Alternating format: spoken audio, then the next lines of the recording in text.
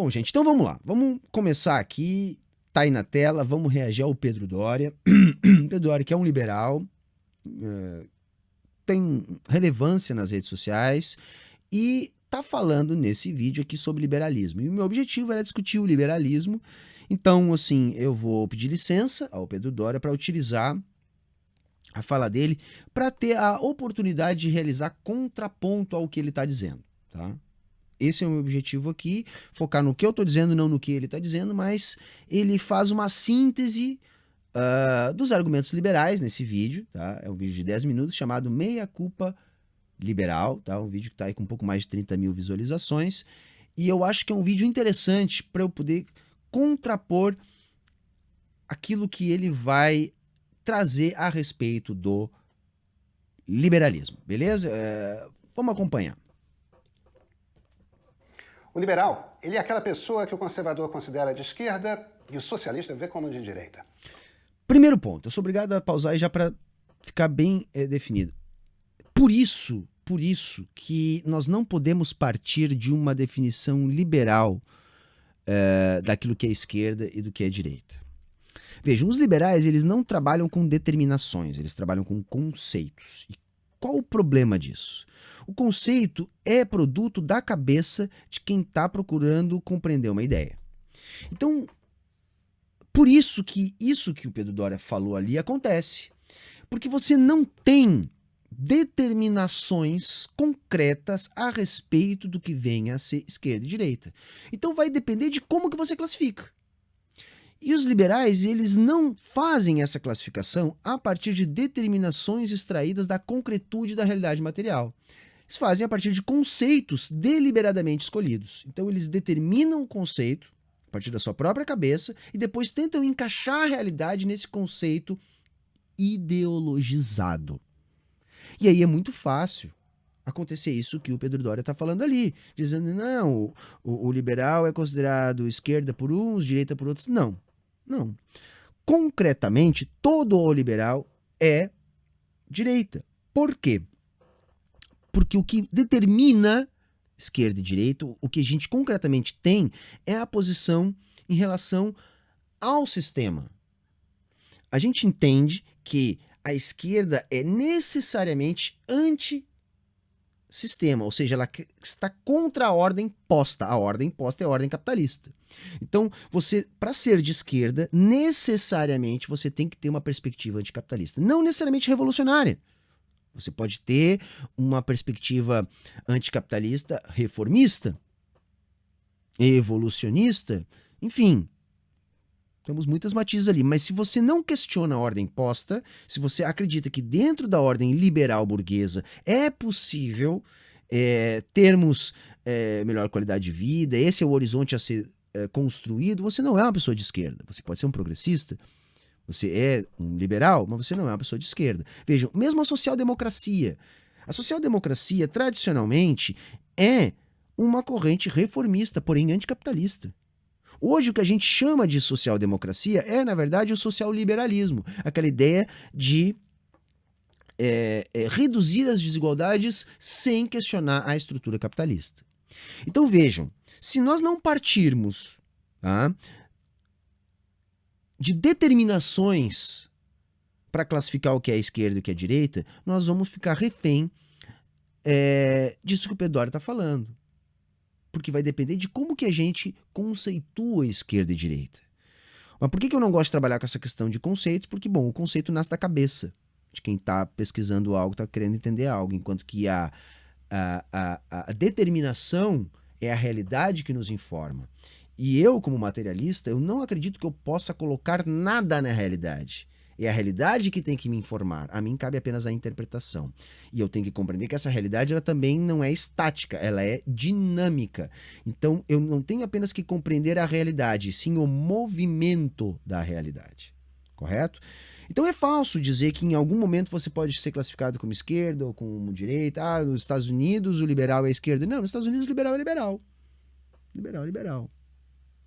É porque lá a esquerda não está institucionalizada, ela não é tolerada. Nos Estados Unidos é uma... Bom, eu acho que ao longo do vídeo eu vou poder voltar a comentar um pouquinho do que é os Estados Unidos. e a relação que os liberais têm com o Estado de Direito, com a democracia, porque o que menos tem, por exemplo, nos Estados Unidos é democracia. A intensidade democrática nos Estados Unidos, ela é inferior à intensidade democrática que a gente tem no Brasil. É um país onde o nível de representatividade é muito baixo. O nível de envolvimento democrático é muito baixo. E, no entanto, é um exemplo de democracia burguesa. Porque a gente tem que entender que a democracia burguesa não existe para ser democrática. Beleza? Vamos continuar, né? Hoje vivemos num ambiente político em que o centro encolheu. Tanto direita quanto esquerda cerraram fileiras e quem está no meio se sente esmagado. Essas coisas são cíclicas. Há 20 anos, mesmo 10 anos atrás, pessoas de direita se sentiam esmagadas. Esquerda... O que ele está falando em estar mais esmagado ou menos esmagado agora é o que as pessoas chamam por aí de polarização. O que para mim também não faz sentido avaliar por aí, porque vejam, a luta de classes é o motor da história.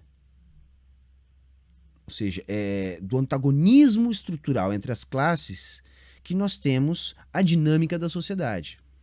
Quando é que esse centro encolhe? Isso que ele está chamando de centro, tá? Encolhe. Bom, quando os antagonismos estão mais expostos. Então, diante da crise estrutural do capitalismo, diante da ofensiva imperialista. Então, nesses momentos onde o capitalismo precisa extrair mais da classe trabalhadora, os antagonismos ficam mais expostos. A violência cotidiana, ela assume outras formas de explorar mais o trabalhador. Então aí aparece a tal da polarização. Não é que o Brasil decidiu ficar mais polarizado, é que nós estamos vivendo já há alguns anos uma ofensiva burguesa que está sentando o chicote no lombo do trabalhador. E isso faz com que a luta de classes fique mais evidente. Então, o que o liberal chama de polarização nada mais é que a luta de classes acontecendo. Só que a ideologia o cega, e o cega mais que aqueles que não estão cegos de ideologia liberal. Então, numa situação normal de temperatura e pressão do capitalismo, eles acreditam que não tem exploração, que a coisa está tudo certa e que há espaço para o centro. Que a gente sabe que não existe centro na política, né? Quando vem a ofensiva burguesa, explodem os antagonismos e aí a coisa fica mais polarizada. Vejam que tudo parte da cabeça do liberal e não da realidade. Ele tenta colocar no mundo aquilo que ele pensa com a sua cabeça. Né? Ele não consegue entender que aquilo que está na sua cabeça é apenas o reflexo do que está no mundo. De centro estavam largados. Não é só no Brasil, claro, mas até pouco tempo a gente vê... E não é só no Brasil, claro, porque a crise estrutural do capitalismo ela não é num país só, ela é estrutural. Vi um período de ascensão liberal. E aí eu já estou vendo vocês... Período de ascensão liberal.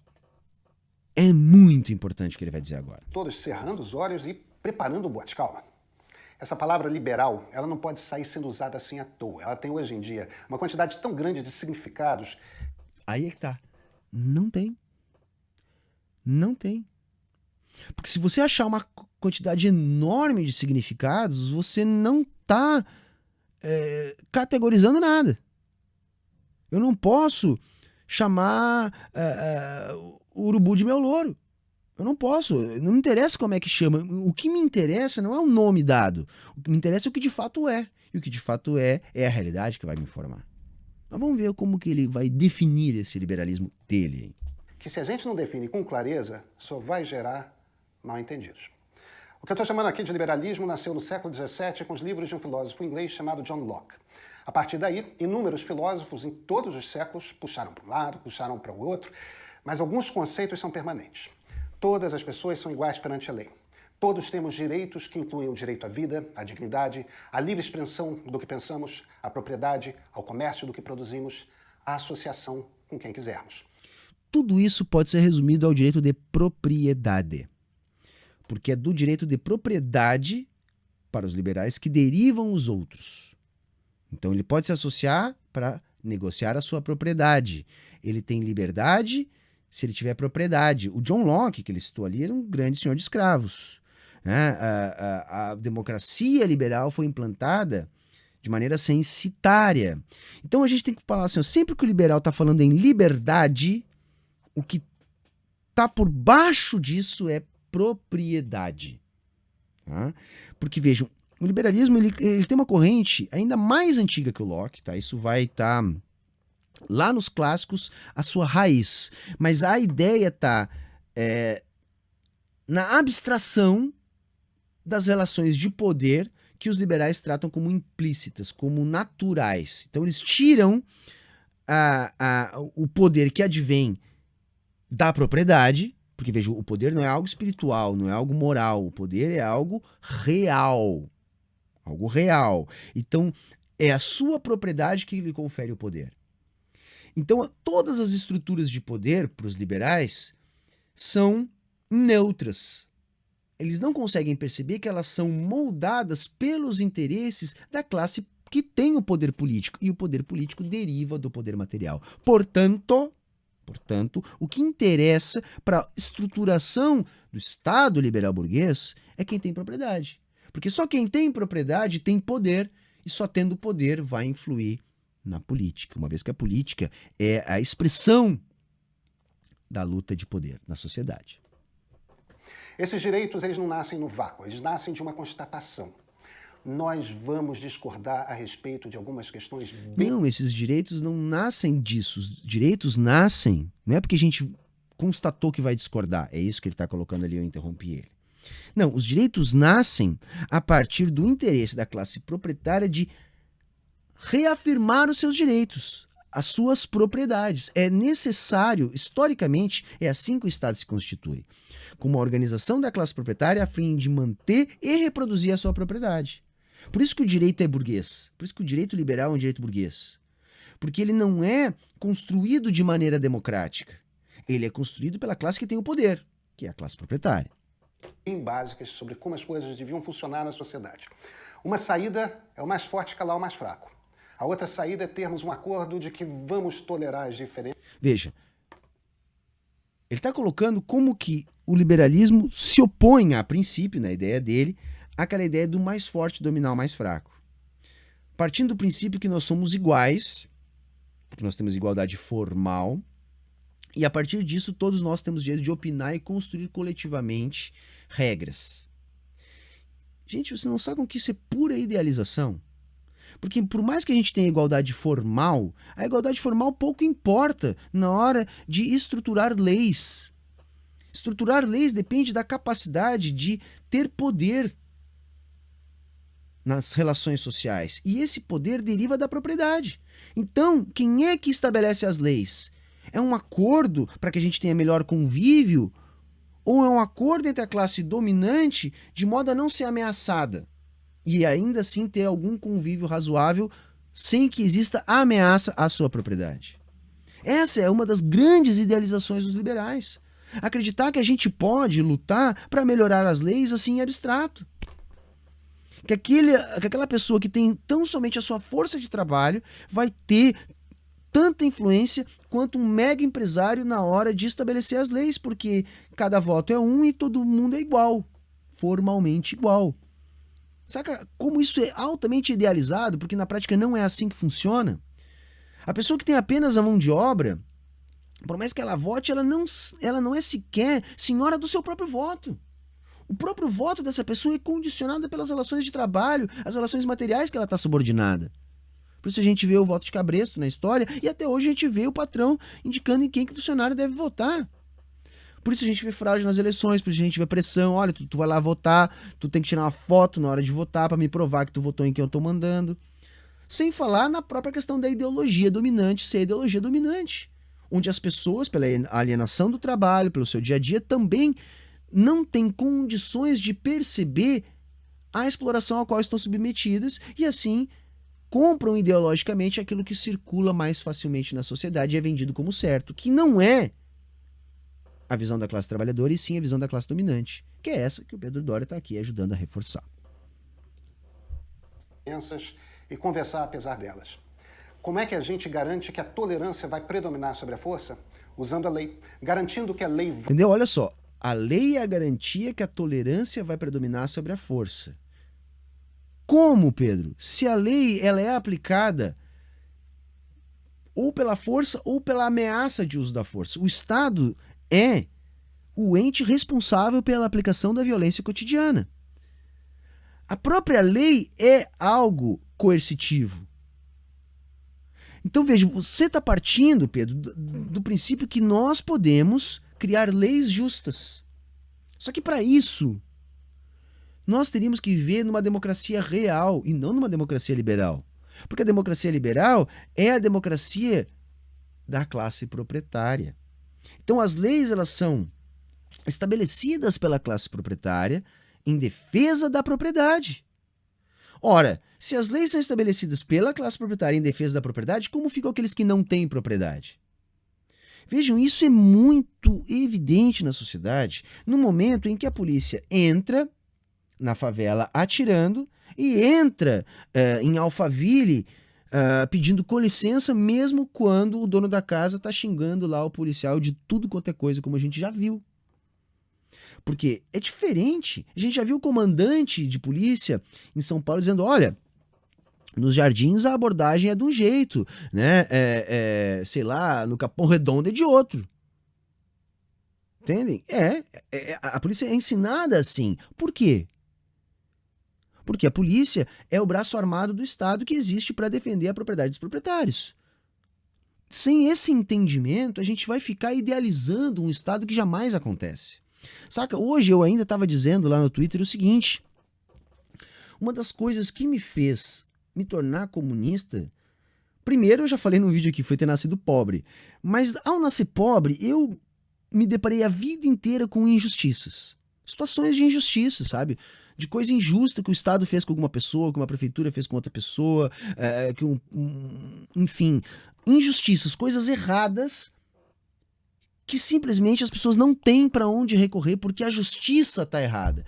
E aí eu comecei a perceber que essas injustiças, todas, 100% delas, aconteciam sempre do mesmo lado. Sempre quem era injustiçado era o pobre. Sempre, 100% das vezes. Sabe? Não tem bala perdida no Morumbi, gente. Não existe bala perdida no Morumbi. E nem pode existir. E foi a partir desse entendimento que eu comecei a me ligar. Não, peraí. Não faz o menor sentido eu estar lutando por melhorias nas leis, porque sabe como é que é? Aos pobres, aos inimigos, os rigores da lei.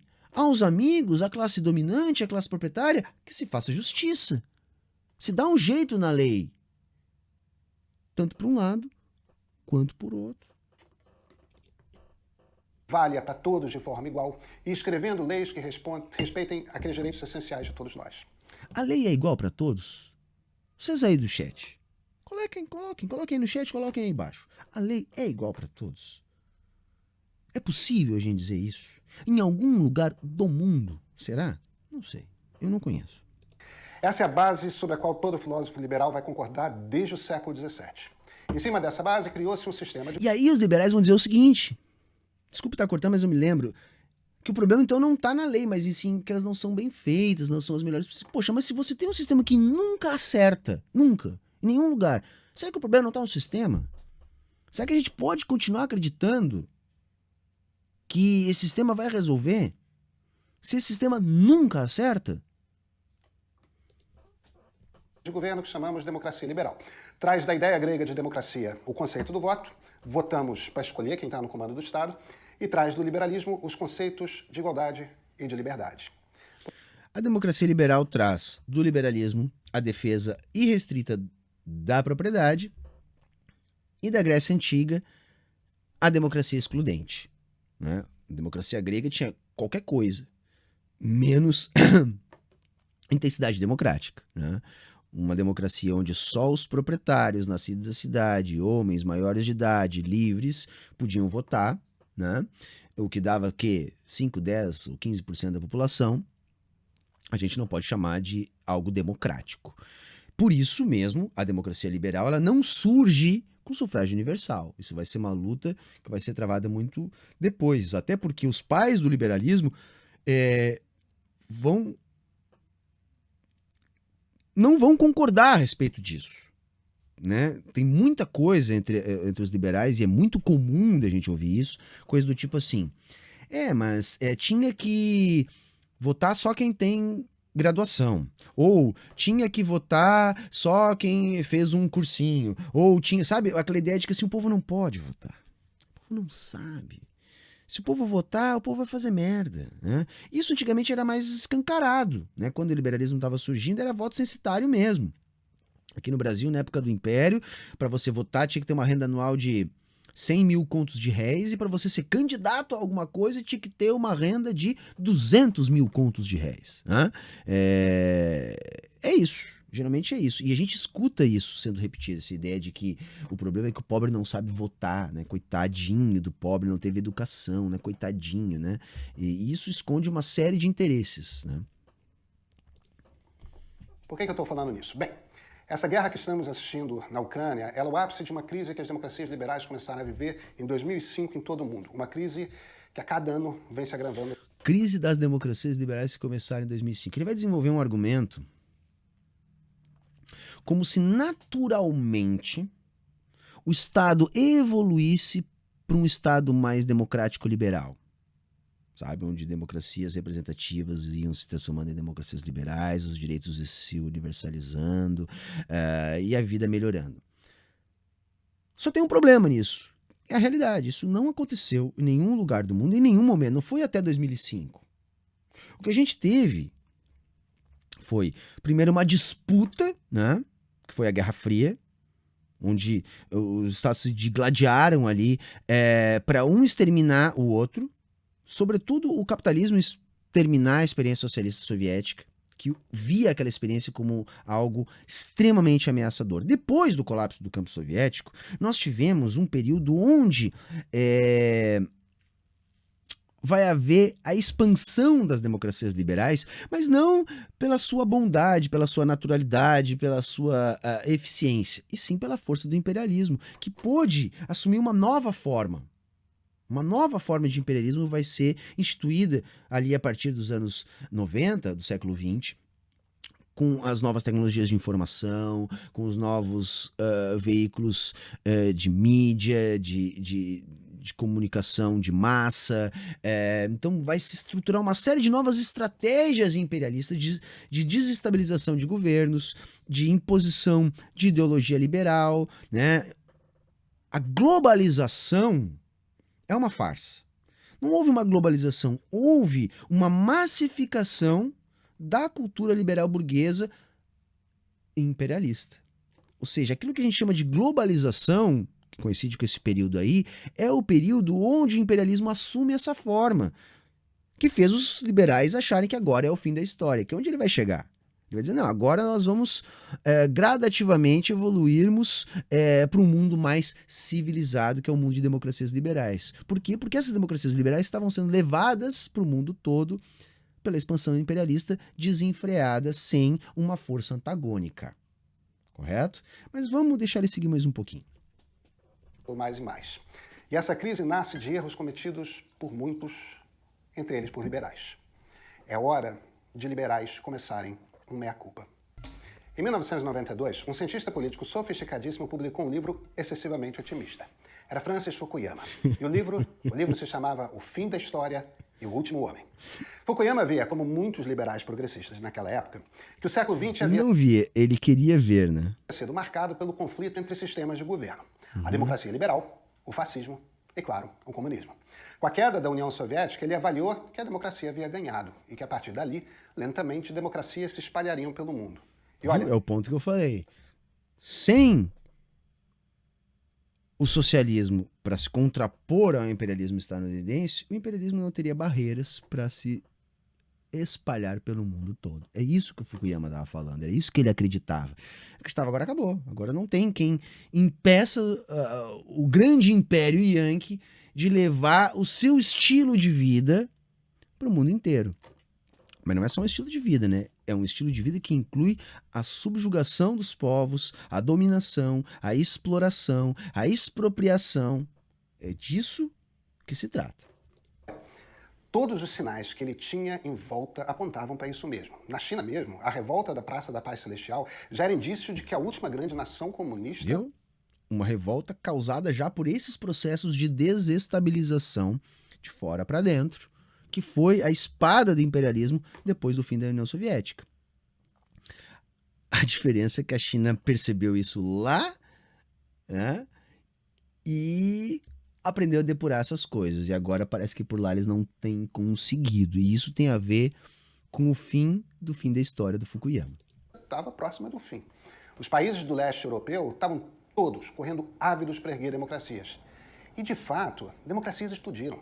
A cada ano, mais países viravam democracias eleitorais, quando temos eleições realmente livres. E dali, tornavam-se democracias liberais, que é quando chega a garantia de direitos.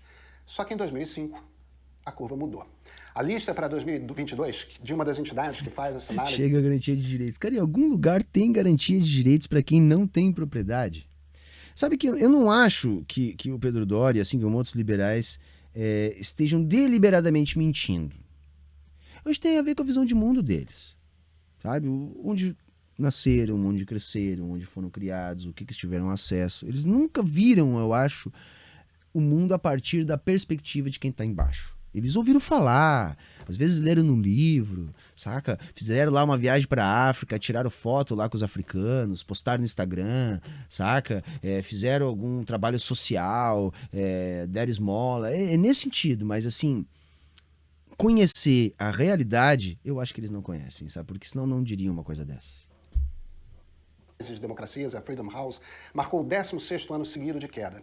Democracias liberais vão retrocedendo para se tornar... Isso que ele falou ali é o índice de um think tank, tá? Que não mede nada. Assim, intensidade da democracia. Por exemplo, eu gostaria de saber que posição que ocupa os Estados Unidos nesse ranking aí. Um partido onde só tem um país onde só tem dois partidos, que um representa os 6 e o outro meia dúzia, né? 2 tons de direita, liberal. Até porque é uma outra coisa importante. Não tem grande diferença entre o liberal e o conservador, gente. A diferença é perfumaria, é a aparência, não é a essência. Porque vejam, gente, o paradigma liberal é o paradigma instituído no século XVIII. Vocês acham que o conservador quer conservar o quê? Aquilo que tinha no século XV? Os conservadores são monarquistas agora? Defendem um antigo regime? Ou os conservadores defendem exatamente o modelo de democracia liberal do século XVIII, do século XIX. Toda a estruturação econômica liberal é aquilo que os conservadores procuram conservar. Então, qual a diferença entre um conservador e um liberal? Em essência, nenhuma. Se a gente botar uma lupa, nós vamos ver que até mesmo o nazifascismo não se diferencia muito porque preserva a estrutura de propriedade do Estado. Só que nós vamos ver, e eu acho que ele vai me dar margem para falar isso, quando é que o nazifascismo é chamado? É quando os antagonismos explodem, e aí a ideologia não dá conta de manter as pessoas domesticadas, aceitando a exploração. Aí os mecanismos econômicos do capitalismo necessitam maior exploração da força de trabalho, mesmo na centralidade do sistema. Essas são as características estruturantes do nazifascismo, ou seja, um movimento ultra-reacionário que visa salvar o capitalismo dele mesmo. E o capitalismo é o modo de produção dos liberais, da ideologia liberal. Todos os pais do liberalismo, John Locke, que ele citou ali, são os pais da estruturação do capitalismo, que ao cabo é aquilo que o nazifascismo busca defender. Por isso que a gente costuma dizer que o facho é o liberal assustado, né? Quando ele se assusta, quando ele perde, porque vejam, para mim isso é muito claro, porque vejam, olha só, nós somos condicionados a crer nesse modelo de democracia liberal que o Pedro está descrevendo aqui pra gente. Então, olha, todo mundo é igual, nós temos os mesmos direitos, o que vale é o império da lei, a lei é igual para todo mundo, se nós tivermos leis justas e essa lei for aplicada de maneira correta, todo mundo vai melhorar. Então você acredita nisso, você acredita que o seu governo é democrático, que ele te representa, porque você vota, porque existem leis que podem ser melhoradas, e aí você vai acreditando nisso, e aí você vai lá, você vota, e aí não dá certo, piora, aí você vai lá, você vota, e aí piora, e não dá certo, e aí você vai precisar da justiça, justiça burguesa, aí você sofre uma injustiça, saca? E aí você começa a ficar incomodado com essa coisa, você começa a ficar incomodado, e aí você tem dois caminhos. Se você entende por que a justiça é burguesa, por que a injustiça é sempre pro seu lado, por que não adianta melhorar a lei, por que não adianta votar, e você sabe que isso tem a ver com o capitalismo e a estrutura de classes imposta por esse, você cai pro lado do comunismo. Só que isso quase nunca acontece. Por quê? Porque esses conhecimentos são inacessíveis para a maior parte das pessoas que está no moedor de carne, ou seja, na luta contra a alienação. Então a gente está mais preocupado no nosso trabalho diário, nas nossas micro-relações, que nós precisamos dar conta para ter o que comer, e nós não temos acesso a essas informações. E aí quando nada dessas coisas que a gente espera, que a gente idealiza, resolve os nossos problemas e a nossa vida acaba piorando, a gente começa a botar a culpa em tudo que está aí, menos no capitalismo, na democracia liberal. E aí você começa a encontrar os subterfúgios. Aí é o político que é ladrão, aí é o imigrante que quer tomar o seu emprego, aí é a ameaça à família, né? Ameaça a heterossexualidade, a monogamia, saca? Aí você começa a acreditar que a culpa são de raças inferiores, sejam eles os judeus, sejam eles os negros, os ciganos, os eslavos, enfim, você começa a colocar o problema onde ele não tá. Por quê? Porque você não consegue enxergar onde ele tá. E isso é inofensivo para o capitalismo. E é por isso que, historicamente, nós temos dezenas, talvez centenas de exemplos de liberais que, quando se teve o avanço do nazifascismo, preferiram ficar do lado dos fascistas do que do lado dos trabalhadores. Recentemente, com o neofascismo brasileiro, a gente viu 100% dos liberais cravando 17 com força lá na urna. Agora estão tudo envergonhados, pelo menos esses mais limpinhos aí. Mas cravaram 17 na urna, todos, por quê? Liberal, né? Por liberal, o Haddad é liberal, mas está no PT, vai que não é tão liberal assim, melhor votar no Bolsonaro. O Bolsonaro, quem sabe ele é melhor que o Haddad, deve ser, né? Por isso que tu vê o cara que nem o Amoedo, por exemplo, votando no Bolsonaro, mas não foi só agora aqui no Brasil. A gente viu isso em todos os exemplos históricos, gente. A gente viu isso com o Mises lá e as suas relações com o fascismo austríaco. A gente viu o vice do Mussolini indicado pelo Partido Liberal. A gente viu um dos primeiros grandes programas de privatizações tocados por liberais que trabalhavam no governo nazista do Hitler. Então sempre houve essa associação. Não é algo de agora. Por quê? Porque a proposta que ameaça o capitalismo não é ameaça fascista. E para a classe proprietária dominante, conservadora, o nazifascismo também não é uma ameaça. O nazifascismo não é uma ameaça para o hétero, branco, conservador, proprietário. Ele não é uma ameaça. Ele não é uma ameaça. Ele é uma ameaça para as minorias, ele é uma ameaça para os imigrantes, ele é uma ameaça para os trabalhadores, mas não é uma ameaça para o homem branco, hétero, proprietário. Para esse jamais. Tornar democracias eleitorais. Democracias eleitorais começam a deixar de ter eleições livres, algumas viram ditaduras. O Fukuyama não é daquele... As eleições nos Estados Unidos são livres, Pedro. Você acredita nisso? O que você acha da primeira eleição de George W. Bush? Você acha que foi uma eleição livre? Acho que foi. Você acha razoável aquele sistema de votação dos Estados Unidos, de delegados, superdelegados, que pode acontecer do presidente eleito não ser o mais votado? Você acha razoável isso? Você acha razoável que em 2022 os Estados Unidos estejam votando em cédulas, que tem um processo lento, um processo super suscetível a fraudes, onde imigrantes não conseguem muitas vezes votar, onde negros não conseguem muitas vezes votar? É razoável isso? Essas eleições são livres?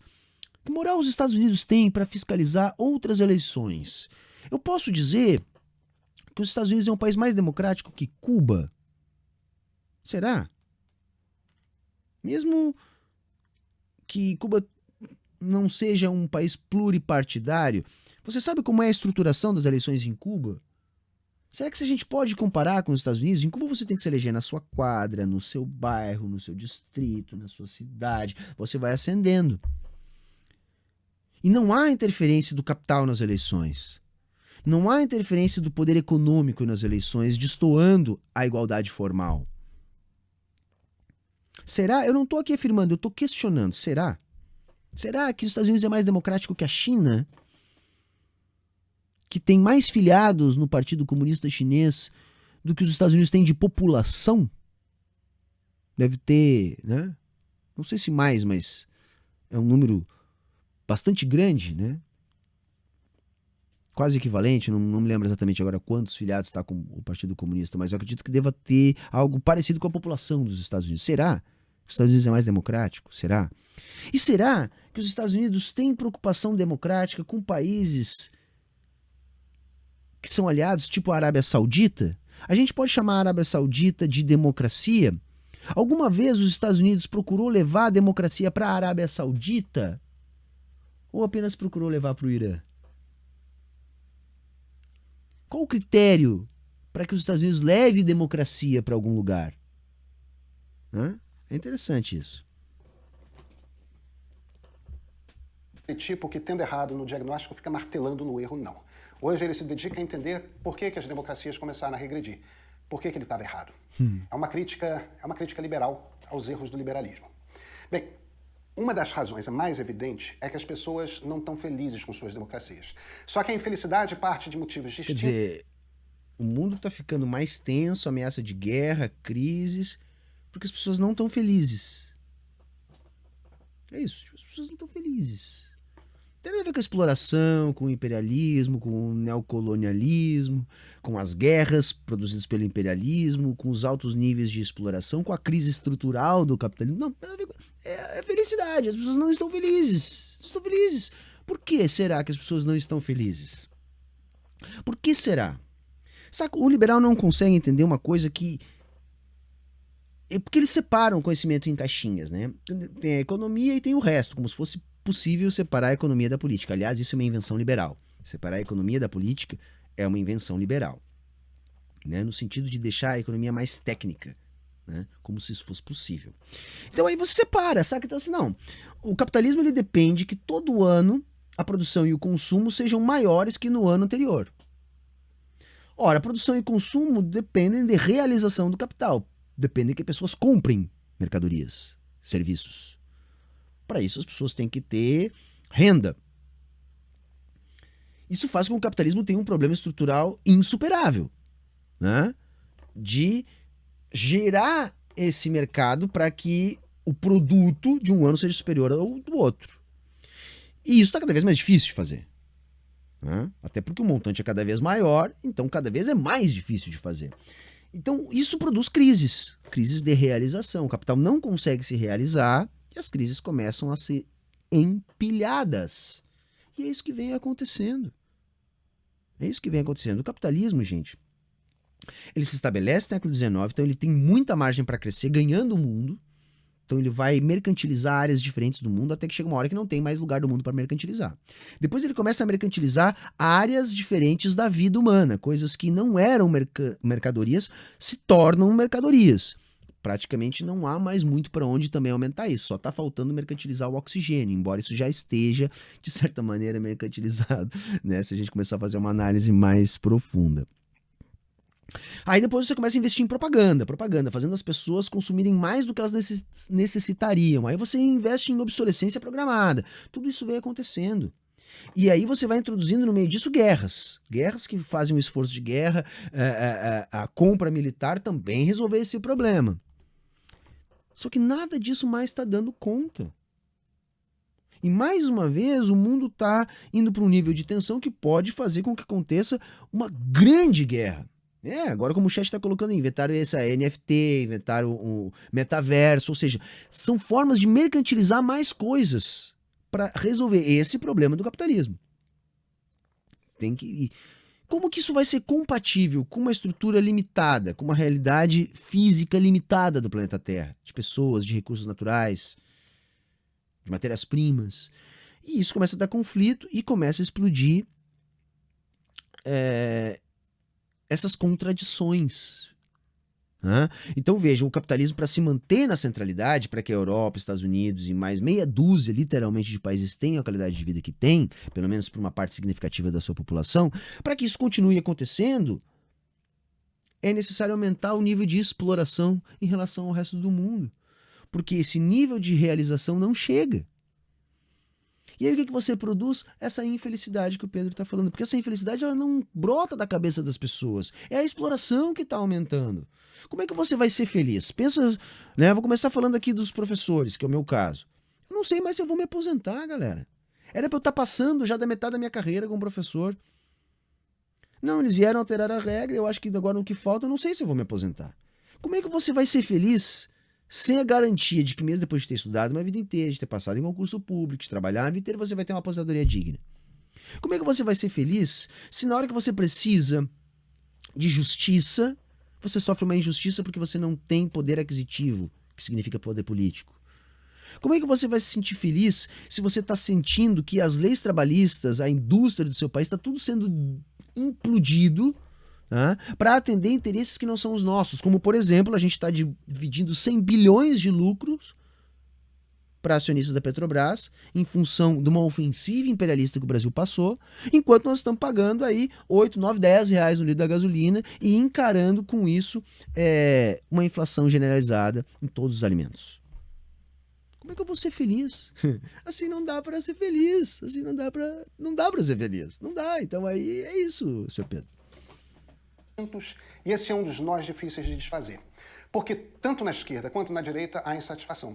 Parte do esvaziamento do centro vem justamente disso. A insatisfação na direita e na esquerda leva a um Será que as pessoas ficaram insatisfeitas e o centro se esvaziou? Não foram os antagonismos que explodiram. Reforço dessas duas identidades. Elas servem como se fossem polos de atração.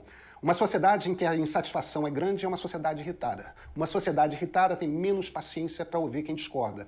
O espaço de proximidade... Uma sociedade irritada está sem paciência, Pedro. E a sociedade não está irritada do nada, ela está irritada pela exploração. E é aquilo que eu expliquei há pouquinho quando eu estava explicando a origem do nazifascismo. Essa irritação vem da realidade material, da opressão, da exploração. Só que aí as pessoas elas não conseguem entender de onde que vem essa exploração. E aí ficam contra tudo que está aí, contra o judeu, contra o negro, contra o LGBT, contra o imigrante, contra o PT, contra a roubalheira, sabe? Começa a inventar as coisas, porque não consegue identificar o verdadeiro problema. E aí é muito suscetível a fazer merda.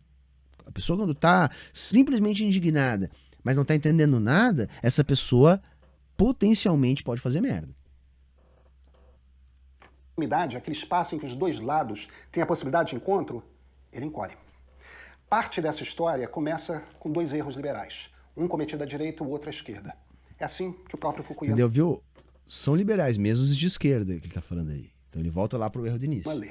A partir dos anos 1980, a direita abraçou o princípio da liberdade de mercado de uma tal forma que... Não, o que aconteceu assim? A direita não... agora, 1980, Ronald Reagan, Margaret Thatcher. Vamos abraçar o ultraliberalismo porque a gente quer. Uma decisão. Pô, deu um estalo ali. Pá, vamos fazer.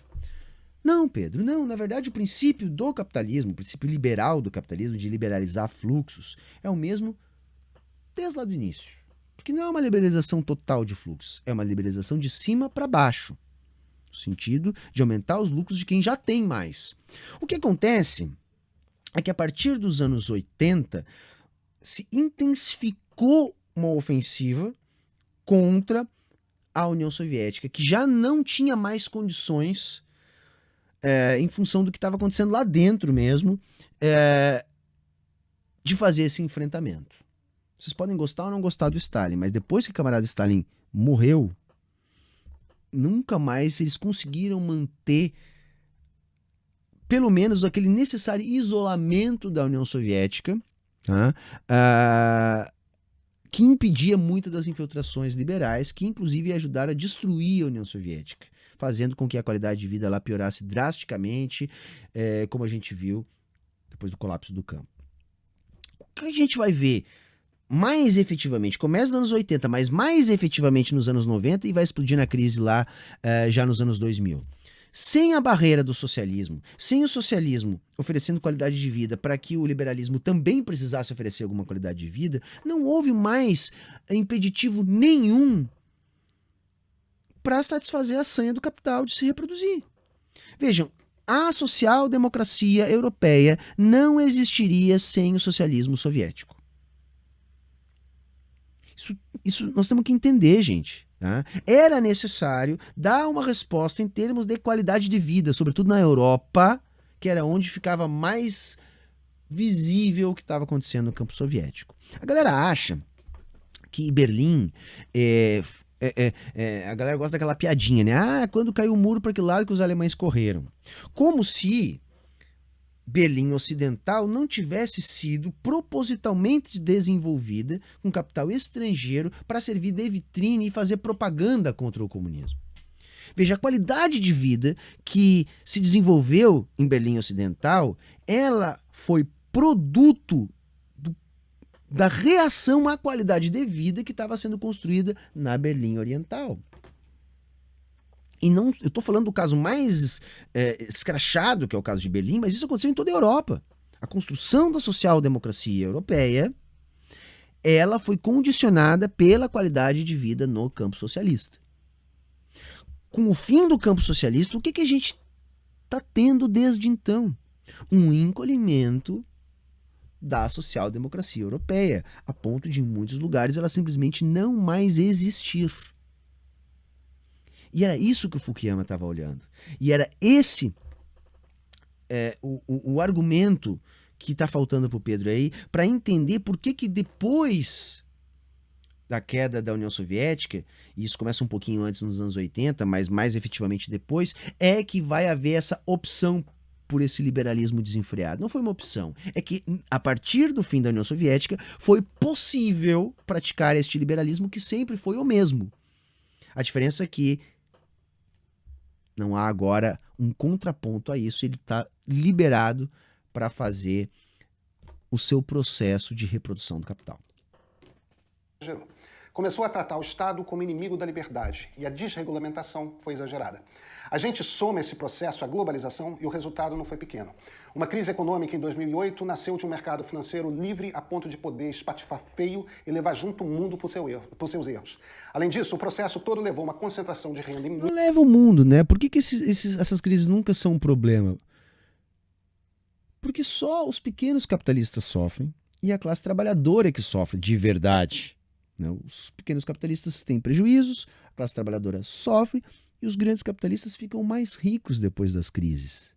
Então, para eles não tem problema nenhum. Só reforça o seu próprio poder. É isso. Né? Eventualmente, um ou outro capitalista grande sai do jogo. Eventualmente. Pensa que empobreceu a classe média e principalmente os mais pobres. É o liberalismo que virou neoliberalismo. O outro erro veio no campo das liberdades individuais, só que dessa vez pela esquerda. Era e continua sendo necessário um trabalho grande de garantia de direitos para muita gente, mulheres, negros, LGBTQIA+. Mas essa luta tomou uma forma de tribalização. Partiu para fragmentar a sociedade em grupos de interesses, tornou-se identitária. Viu que eu falei há pouco? Que no final das contas o liberal se parece muito com o conservador, agora ele está atacando, ainda com né, um tapa de luva aí, né? Bem sutil, as lutas anti-opressão. É isso que ele está atacando, as lutas anti-opressão, que os liberais gostam de chamar de lutas identitárias, para desqualificar.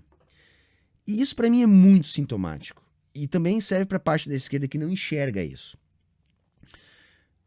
Negros, mulheres, comunidade LGBT, todos os povos vítimas de racialização, orientais, indígenas, eslavos, enfim, tem muitos povos sujeitos à racialização. Tudo isso é uma camada da classe trabalhadora, no mínimo duplamente oprimida. Então esses estratos sociais, tendencialmente, eles têm conseguido perceber um pouquinho mais para além daquilo que a ideologia permite.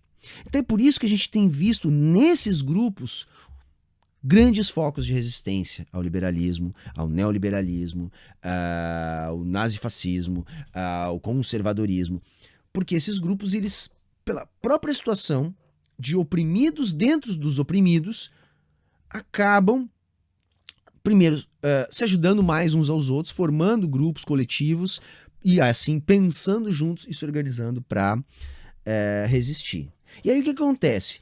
Vem essa cartada aí de, não, nós estamos nos dividindo, não, nós vamos se unir. Sabe que é um discurso vazio? Quer dizer, por exemplo, não, vamos se entender. Claro, eu vou me sentar agora e vou estar numa mesa junto com o Elon Musk, com o Bill Gates, com o Jeff Bezos e nós vamos nos entender. Saca? Não existe esse entendimento. É luta. É luta. E esses grupos, que a gente chama de minorias, na verdade, são grupos que estão lutando contra opressões, porque são grupos, no mínimo, duplamente oprimidos. Então, isso que ele chama de luta das minorias, de pautas identitárias, são as lutas anti-opressão. E os liberais disputam essa galera com a gente. Porque, tendencialmente, essa galera vai cair para o nosso lado. Então, é nós que temos que levar a luta anti-opressão com um viés transformador revolucionário.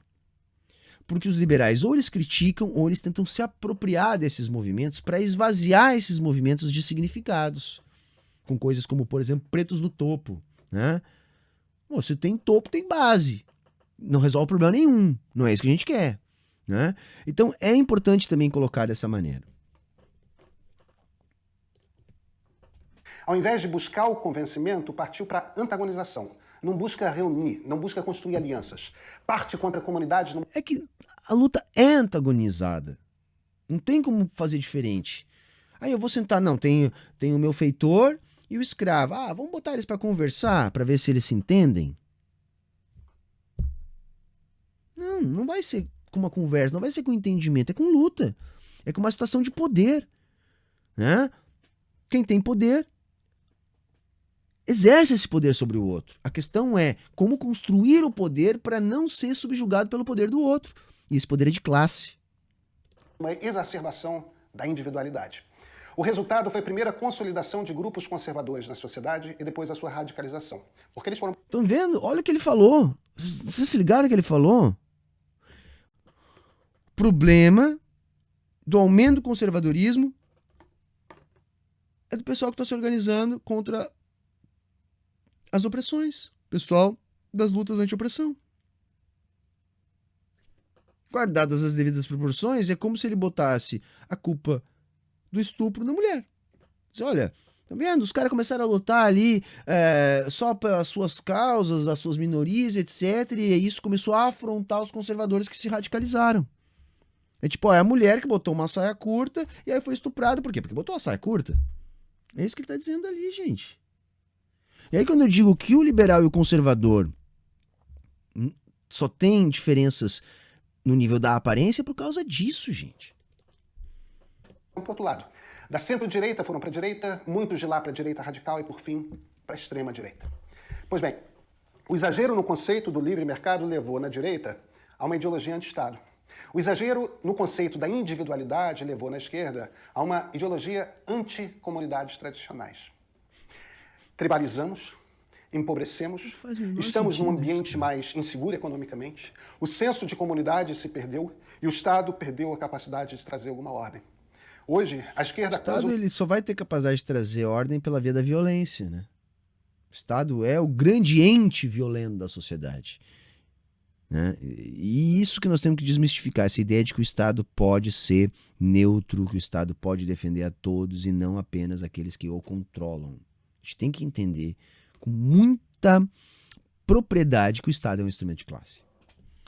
O liberalismo de criar uma desigualdade exacerbada. A direita acusa o liberalismo de atacar os valores que existem nas tradições. E ambos estão certos. Liberdade, sabe, ela é sempre mais valorizada quando ausente. Quando começamos a ver gente sendo atacada porque usa uma roupa que só um determinado... Gente, só tem alguma liberdade, né? Por isso que quando o liberal fala em liberdade, ele está falando de propriedade. Só existe liberdade se você tem propriedade. No mundo capitalista é assim. Né? A liberdade é condicionada pela propriedade. Por isso que quando o liberal defende a liberdade, na verdade ele está falando de propriedade. Determinado grupo étnico pode usar.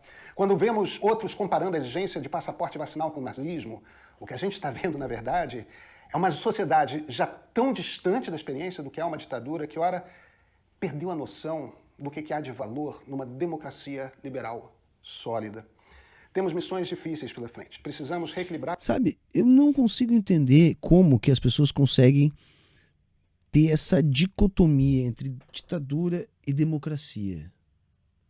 Tem um texto do Lenin que é fantástico. Ele está naquele texto que saiu pela Boitempo. Deixa eu ver se está por aqui. Eu não me lembro o título, eu sou péssimo com isso, mas se não me engano é Como Enganar o Povo com Palavras de Democracia e Liberdade, que é fantástico para entender isso. O liberal está o tempo todo falando em democracia, em liberdade, e isso é uma fraseologia que inevitavelmente serve para defender a propriedade dos proprietários e o atual estado de coisas. Então, sempre na boca do liberal você vai escutar democracia, liberdade, quando na verdade a gente não tem no mundo liberal nem democracia e nem liberdade. É isso. Economicamente nossas sociedades. Desigualdade nesse nível que nós vivemos, ela é iliberal. Rompe o princípio essencial da garantia de dignidade, de oportunidades abertas, de que todos... Desigualdade é iliberal. Eu não entendi isso aí, porque veja, os liberais eles não têm problema com a desigualdade. Se pegar os filósofos liberais, para eles a desigualdade ela é um dado, né? A desigualdade é um dado e o problema é a pobreza. Para os liberais normalmente é esse, o problema é a pobreza. E pior, o que gera a pobreza é a postura do indivíduo que tem culpa de ser pobre. Quer dizer, eu digo aqui com muita tranquilidade, esse é um aspecto extremamente racista, tá? Da ideologia liberal. Por que eu chamo de racista? Porque o lance é esse, olha, o problema do mundo não é a desigualdade, e sim a pobreza. E a pobreza é culpa dos pobres, que não trabalham o suficiente, que não se esforçam o suficiente, que não se especializam o suficiente, que não empreendem o suficiente, que não inovam o suficiente, saca? É que nem naquele vídeo lá do Primo Rico, sabe? O problema é você que tem que... Vai ser mais difícil se você é pobre, né? Mas vai dar. Se não der, porque alguma coisa de errado você fez. Então olha como essa lógica é perversa, entendeu? O problema do mundo é a pobreza. E a pobreza é culpa do pobre. Portanto, o problema do mundo é culpa dos pobres. Né? Eu acho que um bom jeito de acabar com os problemas do mundo para os liberais é acabar com os pobres, né? Chegar pra galera, é o seguinte, deixem de ser pobre, tá? Vamos deixar de ser pobre, gente. Pô, que isso aí? Sei que é pobre. Tome vergonha na sua cara. Deixe de ser pobre. É isso, né? Tá bom? É isso. Deixe de ser pobre. Cidadãos com direitos iguais. Precisamos também conseguir garantir para quem não tem direitos iguais essa igualdade, mas sem perder algo que há sim de muito valioso na comunidade, nas tradições. Porque em comunidades o diálogo é possível, entre tribos nem sempre. Quais são os líderes que há anos declaram admiração por Vladimir Putin? Na Itália, Matteo Salvini. Na Venezuela, Nicolás Maduro. Na França, Marine Le Pen. No Brasil, Jair Bolsonaro. Nos Estados Unidos, Donald Trump. Não é a ideologia que une todos esses, é o fato de que todos rejeitam... Todos aí têm diferenças e níveis diferentes de apoio ao Trump, tá? Tem muita diferença aí. Por exemplo, a gente tem que saber separar o que é apoio ao Trump e o entendimento de que o Trump, ou melhor, desculpe, apoio ao Putin, desculpe, mas o apoio ao Putin tem muitas diferenças, né? Porque muitos entendem que o Putin está reagindo a uma expansão imperialista. Outros apenas, como eu acredito que é onde eu me situo, estão procurando compreender o conflito sem uma lógica de herói e vilão e entender os motivos materiais do conflito. E aí, quando a gente parte para essa análise, a gente chega no ponto de que a causa do conflito é uma expansão imperialista dos Estados Unidos via OTAN. Esse entendimento não significa, em momento algum, defender o Putin. Sabe? Classificar o Putin como um herói, uma pessoa a ser um exemplo. Não é esse o ponto. A minha perspectiva, pelo menos, não é essa. Eu não sei as perspectivas desses que ele citou, mas eu posso dizer com segurança. Os que ele citou têm motivos diferentes para estarem alinhados ao Putin na medida em que eventualmente estão. Tá? Não dá para botar tudo no mesmo balaio de gato. Tá? Princípios de uma democracia liberal. O mundo já viveu o tempo em que um país pode invadir o seu vizinho mais fraco porque está em... O mundo vive esse tempo, né, Pedro? Por favor, tchê. Ou é só os Estados Unidos que pode invadir outro país? Ah, um vizinho. Tá, então é só Israel que pode invadir a Palestina. E o que foi feito na Iugoslávia? E o que foi feito na Síria? O que foi feito na Líbia? O que foi feito no Iraque? O que foi feito no Afeganistão? O que foi feito, sei lá, no Haiti? Eu poderia falar a noite inteira aqui. Eu não consigo compreender como que os liberais repetem isso. A gente tem visto, em função do conflito na Ucrânia, essa frase ser repetida. Então parece, não. Se não for na Europa, pode. Se for os Estados Unidos, olhar dos Estados Unidos, pode. Se for contra uma nação não branca, pode. É isso? Porque, como assim? Houve alguma era da humanidade em que um país não invadiu o outro? Houve algum ano que não caiu alguma bomba em algum lugar do mundo todo dia? Eu não consigo compreender, sabe por quê? Sabe, às vezes a galera fala assim, mas a gente tem que pegar os liberais mais honestos. Quem? Quem? Eu pego um vídeo aqui para fazer uma análise. Porque tem gente muito pior que o Pedro Doria, tá? O Pedro Doria é um cara educado para falar, né? Bom, vocês acompanharam aqui e eu tentei manter o nível aqui no debate o tempo todo, apesar de algumas coisas me deixarem realmente bastante bem incomodados. Mas agora,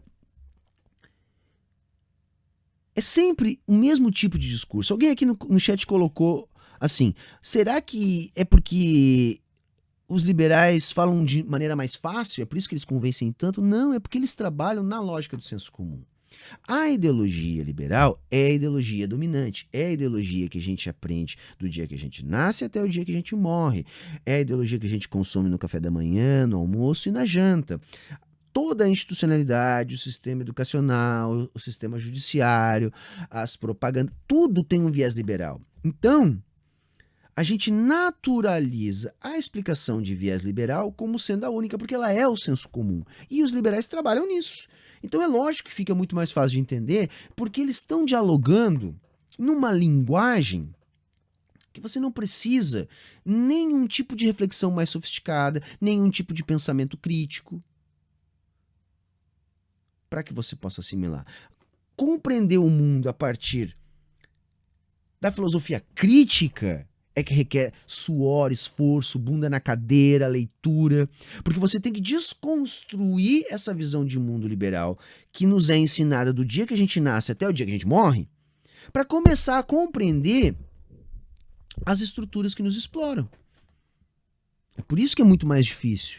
É por isso que eu tenho que vir aqui falar de um jeito, de outro, vem aqui e faço react, vem aqui e faço vídeo, vem aqui e faço série, vem aqui e faço live, e às vezes mesmo assim parece muito complicado. Não é nem que seja tão complicado, mas é que para que a gente compreenda a partir desse filtro, a gente tem que inverter tudo aquilo que a gente aprendeu desde o dia que a gente nasceu. Né? Porque a nossa tendência é ler o mundo pela lente liberal, porque é a lente que nos é passada desde o dia que a gente nasceu. Agora estamos bem no finzinho, acho que já está acabando aqui o nosso vídeo, acho que ele só vai se despedir, eu acho que é isso. Satisfeito com alguma escolha que ele possa fazer. Putin agora quer devolver o planeta a esse estágio. É isso que queremos? Entendeu? É isso, é o Putin. Tipo, é o Putin. Não há um mínimo de... Sabe, você não consegue extrair nada do conflito, nenhum tipo de análise, nenhuma nuance. Nada, é o Putin. É o Putin.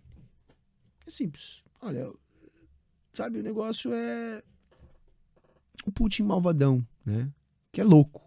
E aí, na sua loucura, ele quer levar o mundo de novo para uma fase onde um país invade outro. Ou será um país não aliado dos Estados Unidos invade outro, ou um país que não é Estados Unidos invade outro, porque isso, como a gente viu, está acontecendo bastante.